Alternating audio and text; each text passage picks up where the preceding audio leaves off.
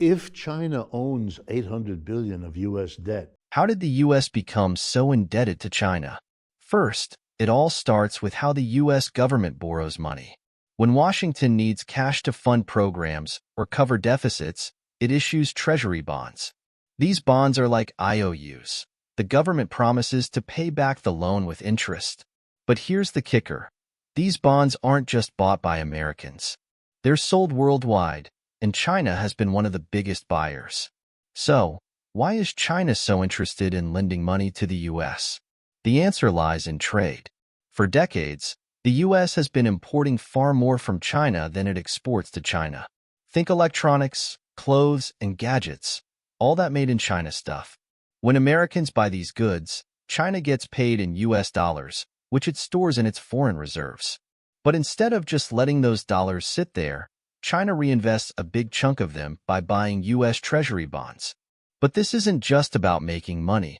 It's part of China's economic strategy.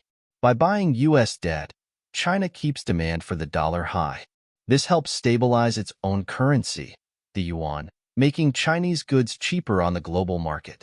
That means more exports, more jobs, and more economic growth for China. Plus, U.S. Treasuries are seen as one of the safest investments in the world, a reliable way for China to store its wealth. And here's where it gets interesting. The U.S. also benefits from this arrangement. China's purchases help keep U.S. interest rates low, making it cheaper for the U.S. to borrow money. It's a win-win, at least on the surface. But things got even deeper during the 2008 financial crisis. As the U.S. scrambled to stabilize its economy, borrowing soared. And who stepped in to buy even more U.S. debt? You guessed it, China. This cemented its position as one of America's largest creditors. So, where does that leave us today? China still holds a massive amount of U.S. debt, but its share has been shrinking. Rising tensions, economic shifts, and China's push to diversify its investments have led to a gradual reduction. Still, this financial connection remains one of the defining features of the U.S.-China relationship. So this is what we need to know. The U.S. debt to China isn't just about loans.